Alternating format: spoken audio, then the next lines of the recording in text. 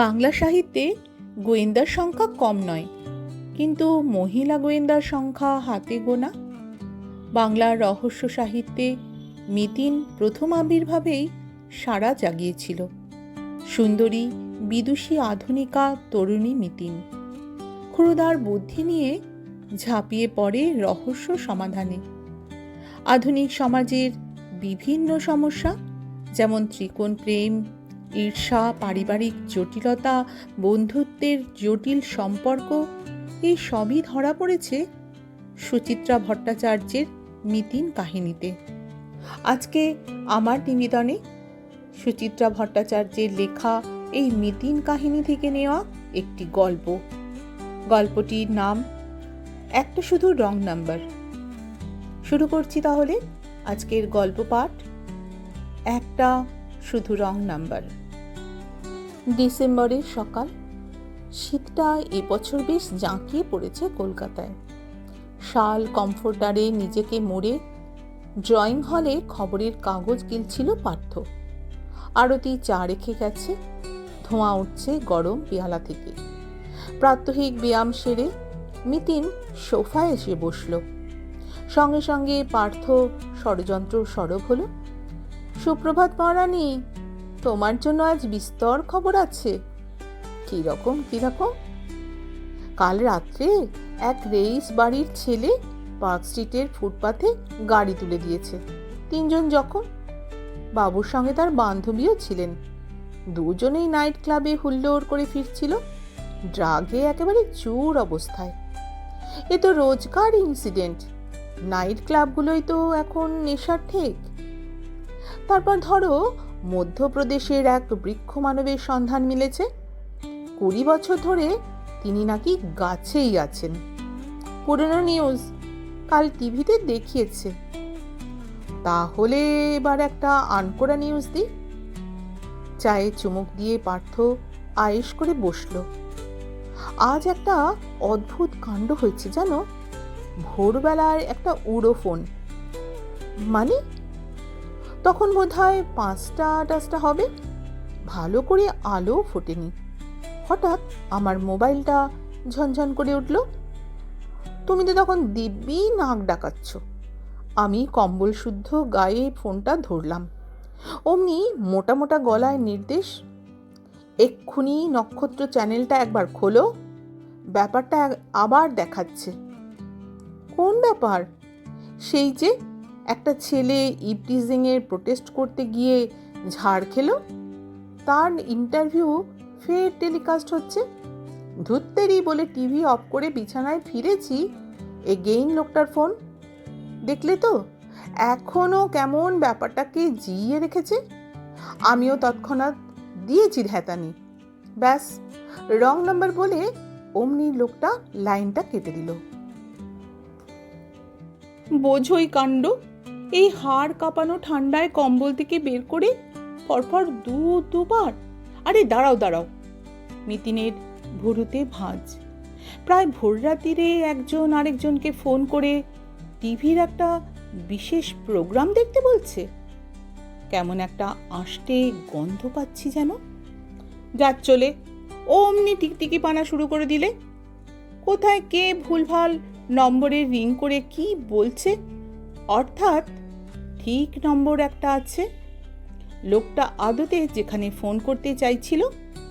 মিতিন জোরে জোরে ঘাড় নাড়ল। মোটেই উড়িয়ে দেওয়া যাচ্ছে না। শীতের ভোরে ঘোরতর ইমার্জেন্সি না থাকলে কেউ কাউকে ফোন করে না। টিভিতে এরকম একটা প্রোগ্রাম দেখার জন্য তো নয়ই, তাও কিনা একবার নয়, দুবার। অতএব যদি করে, তবে ধরে নেওয়া যায় দুপক্ষই ওই কেসে ইন্টারেস্টেড পার্টি। কিভাবে? ঠান্ডা মাথায় একবার চিন্তা করো। গত শনিবার রাত্রে মেট্রো রেলের ফাঁকা কামরায় 2 ছেলে একটি মেয়ের সঙ্গে অশোভন আচরণ করেছিল। পলাশ সামন্ত নামে এক ইঞ্জিনিয়ারিংয়ের ছাত্র ঘটনাটার প্রতিবাদ করে। তাতে ক্ষিপ্ত হয়ে ছেলে দুটো তাকে বেধড়ক পেটায় এবং এসপ্ল্যানেড স্টেশনে এলে তাকে ধাক্কা মেরে প্ল্যাটফর্মে ফেলে দেয়। তারপর 4 দিন কেটে গেছে। টিভিতে, নিউজ পেপারে ব্যাপারটা নিয়ে কম তো হইচই হয়নি, কিন্তু এখনো কালপ্রিটরা বেপাত্তা, মেয়েটার কোনো নামের ট্রেস নেই। এমতো অবস্থায় ওই অসময়ে একটা বাসি প্রোগ্রাম রিটেলিকাস্ট দেখার আগ্রহ কাদের থাকতে পারে? হয় যারা ছেলে দুটোর সঙ্গে কোনোভাবে রিলেটেড, নয়তো মেয়েটার সঙ্গে। কিন্তু লোকটার ভাষাই বলে দিচ্ছে প্রোগ্রামটার পুনঃপ্রচারে সে মোটেই আহ্লাদিত নয়। কি ঠিক বলছি? হ্যাঁ, তাই দাঁড়াচ্ছে বটে। পার্থ আলোয়ান থেকে হাত বের করে ঘাড় চুলকালো। আমি অবশ্য এই অ্যাঙ্গেল থেকে ভাবিনি। স্বাভাবিক, তুমি তো আর আমার মতো টিকটিকি নও। মিতিন সামান্য হাসল। যাও, চট করে তোমার মোবাইলটা নিয়ে এসো তো। সেলফোন হাতে পেয়ে টুপটাপ বোতাম টিপল মিতিন। প্রার্থিত নম্বরটি দেখে গুরুতে ভাঁজ। এ তো ল্যান্ডলাইনের নম্বর, প্রাইভেট কোম্পানির, নট বিএসএনএল, তাই নাকি? প্রথম কলটা এসেছে 5টা 4-এ আর দ্বিতীয়টা 5টা 17-এ। আর একবার খুদে মনিটরে চোখ বুলিয়ে চলভাস যন্ত্রটি পার্থকে বাড়িয়ে দিল মিথিন। এক কাজ করো, এবার তুমি লোকটাকে একটা ফোন লাগাও তো। কেন? জিজ্ঞেস করো কি জন্য হঠাৎ ওই প্রোগ্রামটা তোমায় দেখতে বলেছিল। আর থোড়াই বলবে সে তো ভুল করে আমার নাম্বারে। আহা, প্রশ্ন করতে দোষ কি? করো না, একটু খোঁচাখুচি করো। আর মাইক্রোফোনটা অন রাখো, আমি লোকটার ভয়েস শুনতে চাই। পার্থ এতক্ষণে ভারী উৎসাহ পেয়েছে। নম্বরটি টিপে অপেক্ষা করল। বেশ খানিকক্ষণ রিং হবার পর ওপারে একটা ওজনদার গলা। হ্যালো। মিহি করে পার্থ বলল, আপনি আজকে ভোরবেলায় আমাকে একটা টিভি চ্যানেল খুলতে বলেছিলেন। ও আপনি? ও প্রান্ত সামান্য ধমকে উঠে বলল, তখনই তো বললাম রং নাম্বার হয়ে গেছে। আমি কিন্তু টিভি চালিয়েছিলাম। নক্ষত্র চ্যানেলে তখন একটা রিসেন্ট ইভটিজিংয়ের কেস দেখাচ্ছিল। আপনি নিশ্চয়ই ওটার কথাই বলছিলেন। না না, সেরকম কোনো ব্যাপার ছিল না, ওটা জাস্ট একটা মিস্টেক। কোনটা মিস্টেক স্যার? প্রোগ্রামটা দেখতে বলা, নাকি আর কাউকে করতে গিয়ে আমায় ফোন করে ফেলা? আশ্চর্য, এক কথা নিয়ে আপনি এত ন্যাক করছেন কেন? বলছি তো ভুল হয়েছে। আপনার ভুলের জন্য আমাকে যে 7 সকালে বিছানা ছাড়তে হয়েছে, সুতরাং পুরো ব্যাপারটা জানার অধিকার আমার আছে। পার্থ একটু দম নিল। প্রোগ্রামটায় আপনার এত আগ্রহ কেন? আপনি কি ওই 2 ইভটিজারকে চেনেন, কিংবা মেয়েটিকে, অথবা হতভাগ্য ছেলেটিকে? না।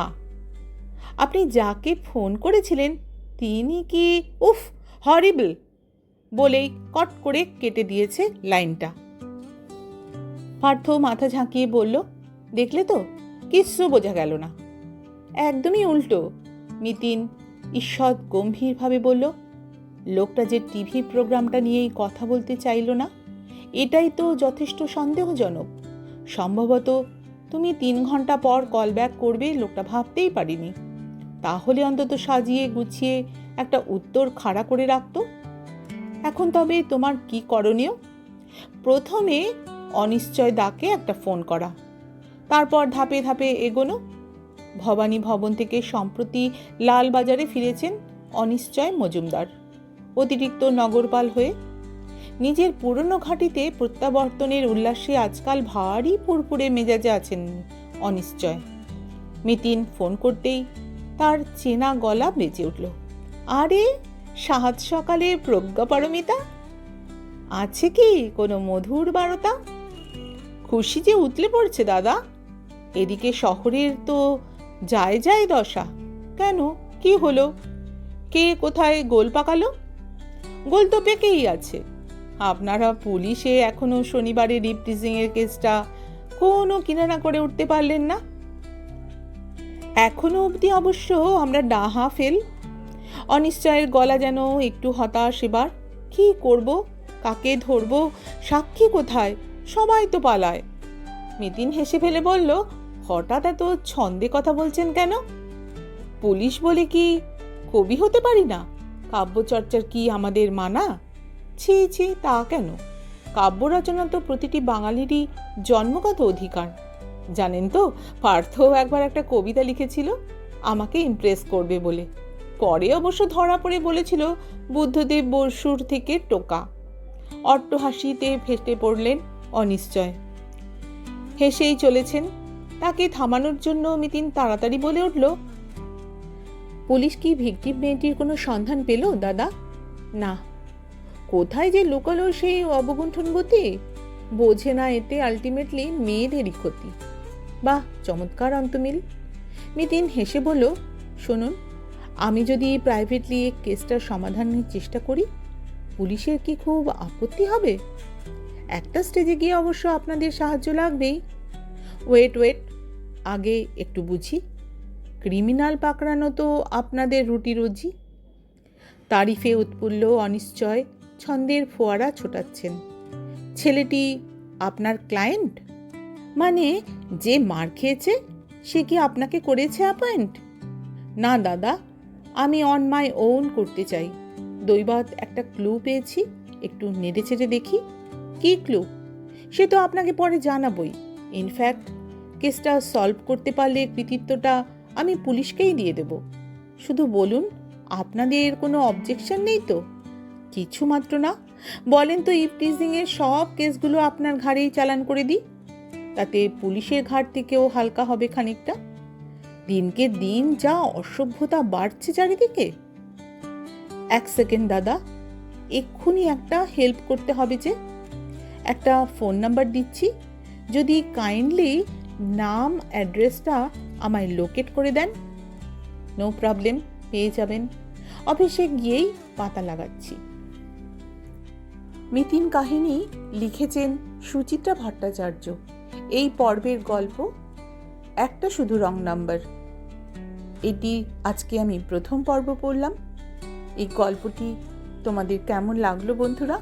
যদি ভালো লাগে তাহলে একটি অমূল্য ভালোবাসা রেখে যেও আমার গল্পের পাশে। তোমাদের জানাই অসংখ্য ধন্যবাদ আর এক রাশ ভালোবাসা।